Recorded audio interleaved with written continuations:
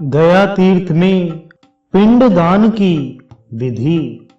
ब्रह्मा जी ने कहा, व्यास जी, कव्यवाह, सोम, यम, अर्यमा, अग्निश्वात, वहिर्ष्यद और सोमपा नामक पितृ देवता हैं। गया के तीर्थ में श्राद्ध करते समय इन सभी पितृ देवों की इस प्रकार प्रार्थना करनी चाहिए।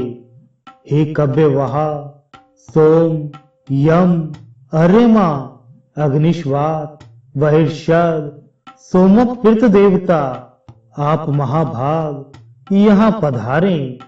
आप लोगों द्वारा रक्षित हमारे कुल में उत्पन्न जो सपिंड पितर पृथ्लोक में चले गए हैं, उन सभी पृथजनों के लिए पिंड दान करने के निमित्त मैं इस गया तीर्थ में आया हूँ।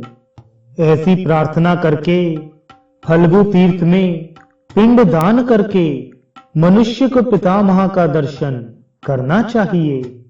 उसके बाद भगवान गदाधर विष्णु का दर्शन करे। ऐसा करने से वह पृथ्वी ऋण से मुक्त हो जाता है।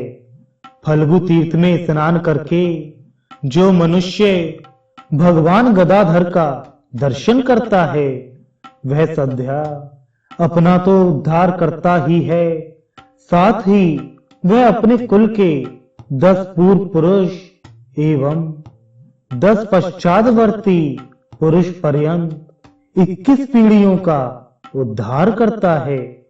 गया तीर्थ में पहुंचे हुए श्रद्धालु व्यक्ति के लिए यह प्रथम दिन की विधि का वर्णन किया है। दूसरे दिन धर्मारण्य एवं मतंग वापी में जाकर श्राद्ध करने वाला मनुष्य पिंडदान आदि करे। धर्मारण्य में जाने से मनुष्य को वाजपेयी यज्ञ का फल प्राप्त होता है। तत्पश्चात ब्रह्म तीर्थ में राजसूय यज्ञ एवं अश्वमेध यज्ञ का फल प्राप्त होता है। तदनंतर कूप और यूप नाम के तीर्थों के मध्य श्राद्ध एवं पिंडोदक कृत्य संपन्न करना चाहिए। कूपोदक के द्वारा किया गया वह श्राद्ध आदि कार्य अक्षय होता है।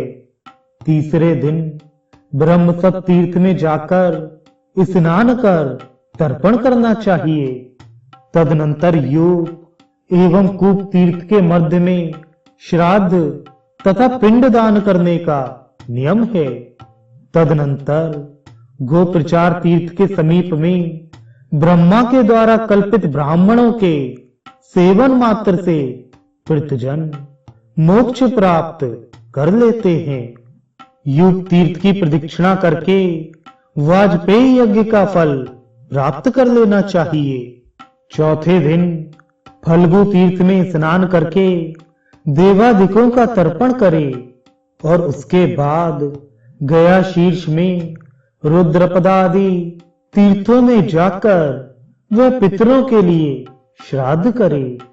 तदनंतर व्यास, देही मुख, पंचाग्नि तथा पत्र नामक तीर्थ में पिंडदान करके सूर्य तीर्थ, सोम तीर्थ एवं कार्तिकेय तीर्थ में जाकर किए गए श्राद्ध का फल अक्षय होता है। गया तीर्थ में 9 दैत्य और 12 दैवत्य नामक श्राद्ध करना चाहिए। अनवष्टका तिथियों में वृद्धि श्राद्ध में गया में और मृत्यु तिथि में माता के लिए पृथक रूप से श्राद्ध करने का विधान है। अन्यत्र तीर्थों में पिता के साथ ही माता का श्राद्ध करना चाहिए। दशाश्वमेध तीर्थ में स्नान करके पितामह का दर्शन कर यदि मनुष्य रुद्रपाद का स्पर्श करता है तो वह पुनः इस लोक में नहीं आता है। वित्त परिपूर्ण समग्र पृथ्वी का 3 बार दान करने से जो फल प्राप्त होता है, वह फल गया शिर तीर्थ में श्राद्ध करने पर प्राप्त हो जाता है। इस गया शर तीर्थ में शमी पत्र प्रमाण के बराबर पिंडदान करना चाहिए। इससे पितृगण देवत्व को प्राप्त करते हैं।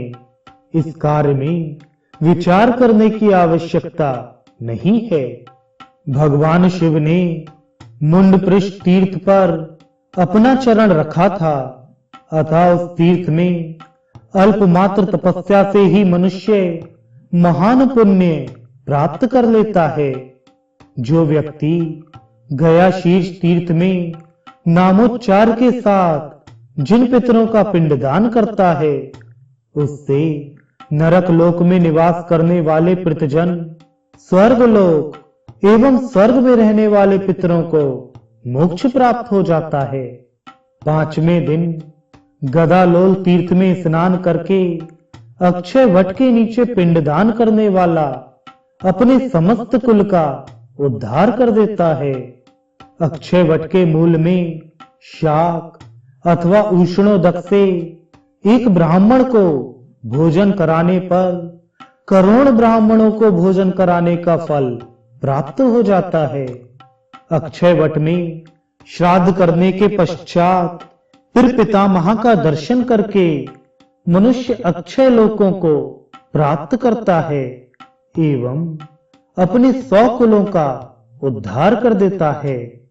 मनुष्य को बहुत से पुत्रों की कामना करनी चाहिए, क्योंकि उनमें से एक भी पुत्र गया तीर्थ में जाए अथवा अश्वमेध यज्ञ करे या नील वृषोत्सर्ग करे।